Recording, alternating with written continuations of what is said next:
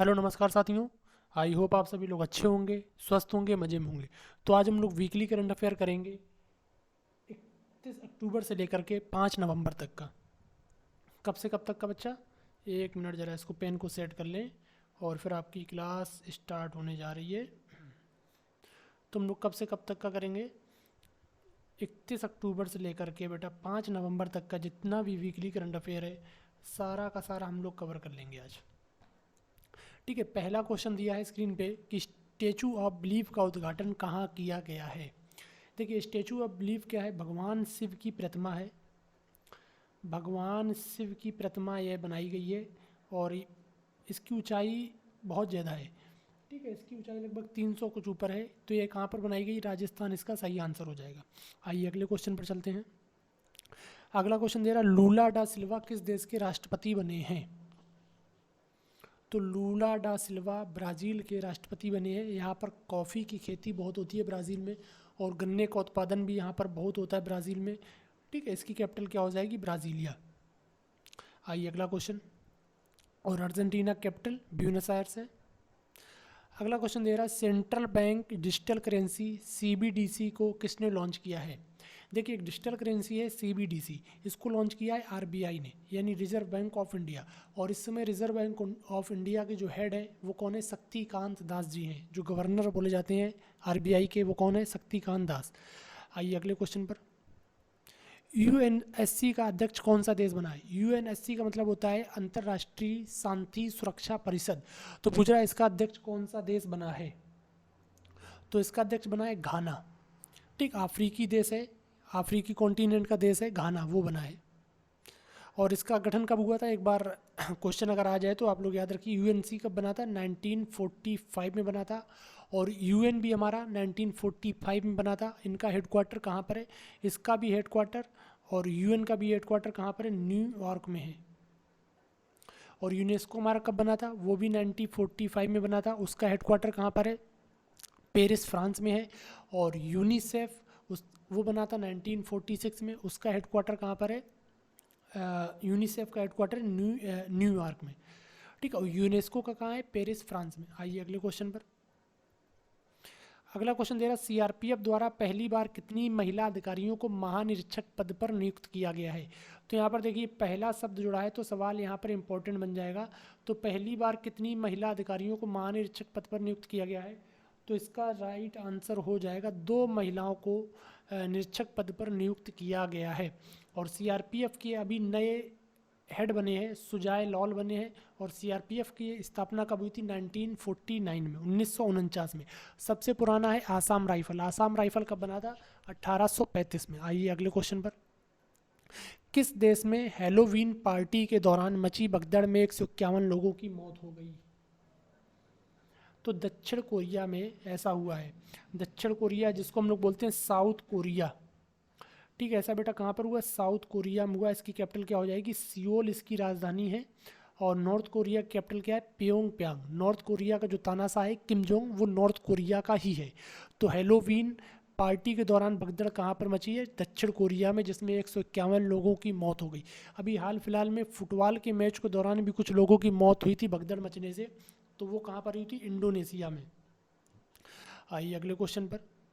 Benjamin Benjamin Netanyahu किस देश के प्रधानमंत्री बनेंगे? तो इसराइल के बनेंगे। इसराइल की कैपिटल क्या हो जाएगी? जेरूसलम हो जाएगी।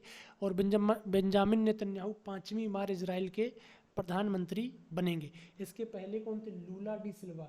लूला डी सिल्वा की जगह सॉरी यायार लैपिड की जगह यह लेंगे। इसके पहले कौन थे इसराइल के प्रधानमंत्री? इसके पहले थे यायार लैपिड। यायार लैपिड की जगह यह बनेंगे। आइए अगले क्वेश्चन की ओर। कनाडा कैपिटल ओटावा हो जाएगी। यमन की साना हो जाएगी। सीरिया की दमश्क हो जाएगी। अगला क्वेश्चन, फीफा अंडर 17 महिला विश्व कप 2022 का खिताब किसने जीता है?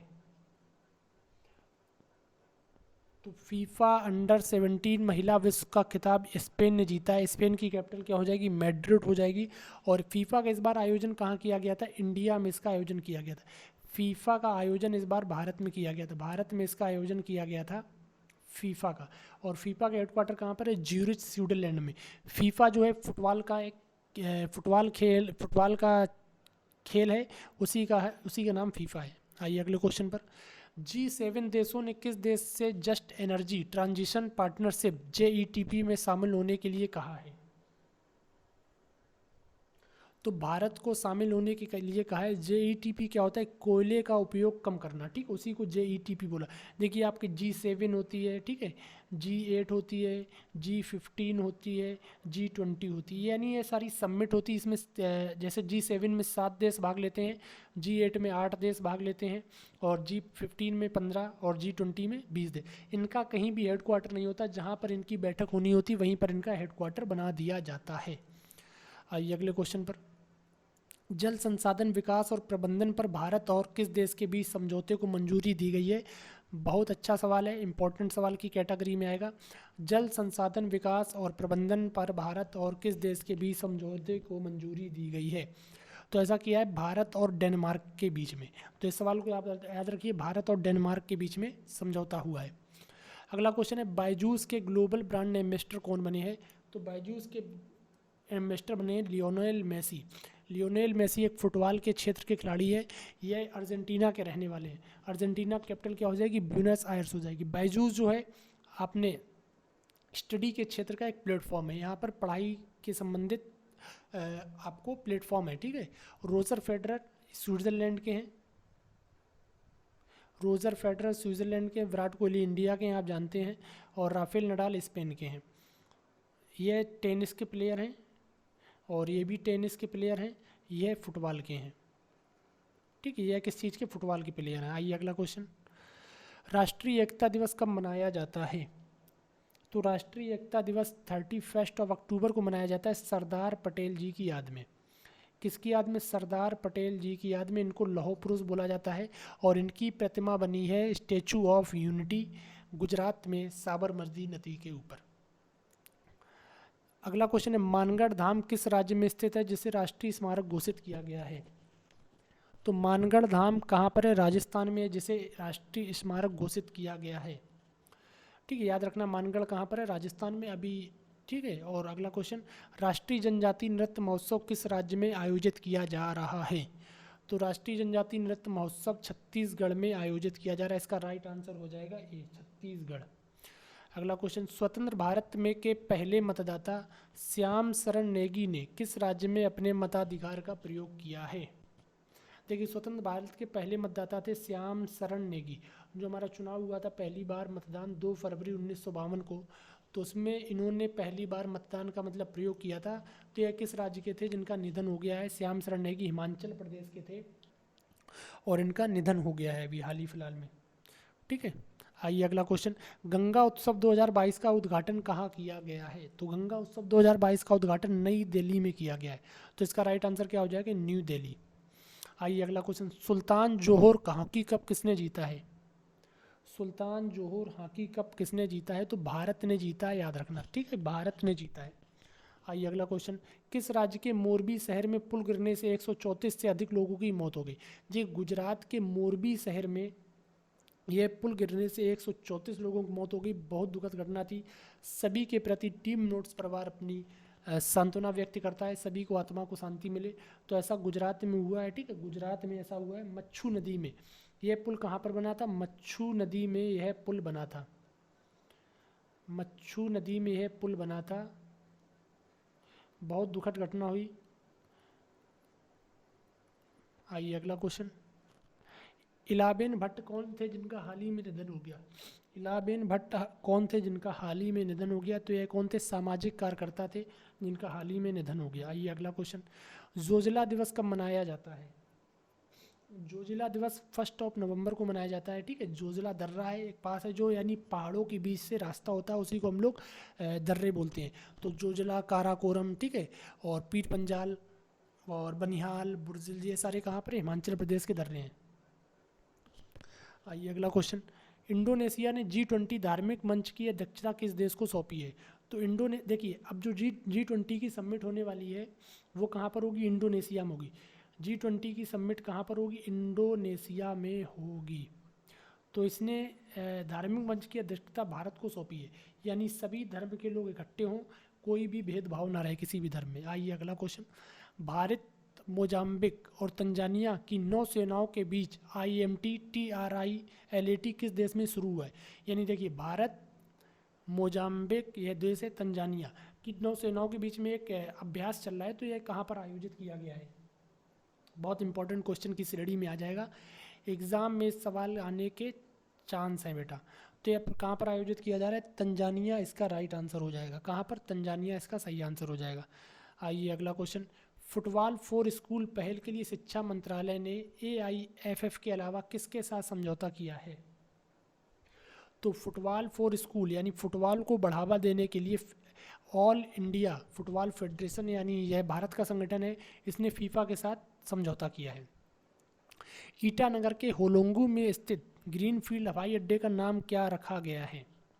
देखिए, ईटानगर अरुणाचल प्रदेश की राजधानी है, यहाँ पर हवाई अड्डा है ग्रीनफील्ड, तो उसका नाम क्या रखा गया है? उसका नाम रखा गया डोनी पोलो हवाई अड्डा। राइट आंसर हो जाएगा ए नंबर। ICAR गन्ना प्रजनन संस्थान की पहली महिला निदेशक कौन बनी है? यानी ICAR का मतलब होता है भारतीय कृषि अनुसंधान संस्थान, तो यहाँ पर पहला शब्द जुड़ा है पहली महिला, तो इसलिए यह सवाल क्या बन जाएगा? इम्पोर्टेंट सवाल की कैटेगरी में आ जाएगा। तो कौन बनी है? डॉक्टर जी हेमा प्रभा। कौन बनी है बेटा? डॉक्टर जी हेमा प्रभा इसका राइट आंसर हो जाएगा। आइए अगला question, India post payment bank ने भारत का पहला पानी पर तैरने वाला वित्तीय साक्षरता शिविर शुरू किया है, तो श्रीनगर में शुरू किया है, डल झील में। डल झील में शुरू किया है इंडिया पोस्ट पेमेंट बैंक, यानी इंडिया जो डाक होता है उसमें महिलाओं को साक्षर बनाया जाएगा, ठीक है, उसके मतलब पहल की जाएगी, श्रीनगर में शुरू की गई। एवियन फ्लू का प्रकोप किस राज्य में फैला हुआ है? तो एवियन फ्लू का जो प्रकोप है वो कहाँ पर फैला हुआ? केरल में फैला है। केरल में फैला है, पक्षियों में है, ठीक है। एवियन फ्लू किस में है? पक्षियों में है, पक्षी में, और यहाँ पर पक्षियों को मारा जा रहा है, ठीक है, खतरनाक वायरस है। आइए अगला क्वेश्चन, महाराष्ट्र का पहला इलेक्ट्रॉनिक्स विनिर्माण क्लस्टर कहाँ स्थापित किया जाएगा? तो महाराष्ट्र का पहला इलेक्ट्रॉनिक्स विनिर्माण क्लस्टर पुणे में स्थापित किया जाएगा। इसका राइट आंसर क्या हो जाएगा? पुणे। आइए अगला क्वेश्चन, सरकार ने कृषि में किसके उपयोग को प्रतिबंधित कर दिया है? तो सरकार ने ग्लाइफोसेट को कृषि में उपयोग से प्रतिबंधित कर दिया, क्योंकि यह एक तरीके का कीटनाशक था, यह बहुत खतरनाक था, ठीक है। पेस्टिसाइड जो कीड़े लग जाते हैं खेत में, जो भी फसल होती है, जो भी जीन्स होती है उसमें कीड़े लग जाते हैं, उसको मारता था, लेकिन ये बहुत खतरनाक था। फिर इसके बाद जो हम लोग फसल खाते थे वो हमें नुकसान करती थी, इसलिए सरकार ने ग्लाइफोसेट पर रोक लगा दी है। आइए अगला क्वेश्चन, मध्य प्रदेश, छत्तीसगढ़, हरियाणा, पंजाब, आंध्र प्रदेश, कर्नाटक और केरल का स्थापना दिवस कब मनाया जाता है? तो इनका स्थापना दिवस कब मनाया जाता है? 1 नवंबर को मनाया जाता है। यानी मध्य प्रदेश हो गया, छत्तीसगढ़ हो गया, हरियाणा हो गया, पंजाब हो गया, आंध्र प्रदेश हो गया, कर्नाटक और केरल, इनका स्थापना दिवस कब मनाया जाता है? 1 नवंबर को इनका स्थापना दिवस मनाया जाता है। आइए अगला क्वेश्चन, बांग्लादेश की PM शेख हसीना ने किसे फ्रेंड्स ऑफ लिबरेशन वॉर सम्मान दिया है? तो किसको दिया है? एडवर्ड M कैनेडी को दिया है। उसको दिया एडवर्ड M कैनेडी। जब बांग्लादेश का आज़ाद हुआ था 1971 में, तो इन्होंने जो बांग्लादेशी सिपाही थे, उन्होंने पाकिस्तान ने उन्हें कैद कर लिया था, उनके साथ जुल्म हो रहा था, तो इन्होंने आवाज़ उठाई थी अमेरिका में। तो बांग्लादेश की PM शेख हसीना ने इन्हें फ्रेंड्स ऑफ लिबरेशन वॉर से सम्मान दिया, एडवर्ड M कैनेडी। आइए अगला क्वेश्चन, सुप्रीम कोर्ट ने आतंकवादी मोहम्मद आरिफ की मौत की सज़ा को बरकरार रखा है, इसका संबंध किस घटना से? लाल किला पर जो हमला हुआ था 2000 में, उसी से इसका संबंध है। आइए अगला क्वेश्चन, UGC ने विश्वविद्यालय और कॉलेजों से किस दिन को भारतीय भाषा दिवस मनाने के लिए कहा है? तो UGC ने जो भी हमारे BA, BSc, BCom, BBA वाले कॉलेज होते हैं उनके लिए भारतीय भाषा दिवस मनाने के लिए कहा है 11 दिसंबर को। कब? 11 दिसंबर को। आइए अगला क्वेश्चन, कोयला सचिव का पद किसने ग्रहण किया? ये भी इंपॉर्टेंट क्वेश्चन हो जाएगा। कोयला सचिव का पद अमृतलाल मीणा ने ग्रहण किया है। आइए अगला क्वेश्चन, भारत का 54वां tiger reserve Ranipur tiger reserve बना है या किस राज्य में है? देखिए, अभी 54वां टाइगर रिजर्व बनाया गया है, यह उत्तर प्रदेश में है, रानीपुर टाइगर रिजर्व। उत्तर प्रदेश में अब 4 टाइगर रिजर्व हो गए, दुधवा हो गया है, पीलीभीत हो गया है, रानीपुर हो गया है, बांधवगढ़, 4 टाइगर रिजर्व हो गए हैं। और 53वां टाइगर रिजर्व हमारा कौन सा है? विषधर है। 52वां कौन सा है? गुरु घासीदास है। विषधर कहाँ पर है? 52वां देखिए लिख दे रहा हूँ, 52वां टाइगर रिजर्व कौन सा है? विसधर है, राजस्थान में। और टाइगर रिजर्व के लिए जो एक्ट आया था, टाइगर रिजर्व के लिए जो एक्ट आया था, वो एक्ट कब आया था? 1952 में आया था। आइए अगला क्वेश्चन। सॉरी 1972 में। कब आया था टाइगर रिजर्व के लिए एक्ट? कब आया था? 1972 में। आइए अगला क्वेश्चन। महिला अनुकूल पर्यटन परियोजना किस राज्य में शुरू की गई है? तो महिला अनुकूल पर्यटन परियोजना केरल में शुरू की गई है। आइए अगला क्वेश्चन। गृह मंत्री राजनाथ सिंह ने किस केंद्र शासित प्रदेश में 2 हेलीपैड लॉन्च किए हैं? तो लद्दाख में इन्होंने 2 हेलीपैड लॉन्च किए हैं। अब सेना को पहुंचने में या सेना को कोई भी मदद पहुंचानी है तो दिक्कत ना हो, क्योंकि लद्दाख जो है काफ़ी पहाड़ी सुदूर क्षेत्र है। आइए अगला क्वेश्चन। पूर्वोत्तर का पहला मछली संग्रहालय किस राज्य में बनाया गया है? मछली संग्रहालय जल्द ही में बनाया जाएगा। कहाँ पर? अरुणाचल प्रदेश में। पूर्वोत्तर का, भैया पूर्वोत्तर का पहला है, ठीक है, नॉर्थ ईस्ट का, तो इसलिए ये सवाल क्या हो जाएगा? इंपॉर्टेंट हो जाएगा। तो कहाँ पर बनाया गया? अरुणाचल प्रदेश इसका राइट आंसर है। आइए अगला क्वेश्चन। ऑर्डर ऑफ ऑस्ट्रेलिया के जनरल डिवीजन में मानद सदस्य के रूप में किसे नियुक्त किया गया है?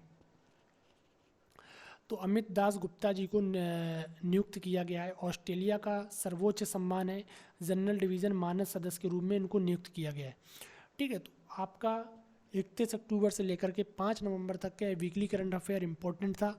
आप लोग इसको एक बार देख लीजिए, और जो भी आपके मित्र पढ़ने वाले हैं, कंपटीशन की तैयारी कर रहे हैं, उनको शेयर कर दीजिए। और आप लोग वीडियो को लाइक करिए, चैनल को शेयर करिए, सब्सक्राइब करवाइए ज़्यादा से ज़्यादा लोगों को, और आप लोगों को अच्छा कंटेंट मिलता रहेगा। कल से आपकी लाइव क्लास भी स्टार्ट हो जाएगी रात को 10 से 11, जिसमें हम लोग रीजनिंग पूरा कवर करेंगे, और वीकली करंट अफेयर जो हमारा चल रहा है वो तो चलता ही रहेगा, ठीक है। तो आप लोग घर पर रहिए, खुश रहिए, मुस्कुराते रहिए, पढ़ाई करते रहिए। आप अपना ख्याल रखिए, अपने घर वालों का ख्याल रखिए। हमारी मुलाकात अब कल होगी। जब तक के लिए जय हिंद, जय भारत।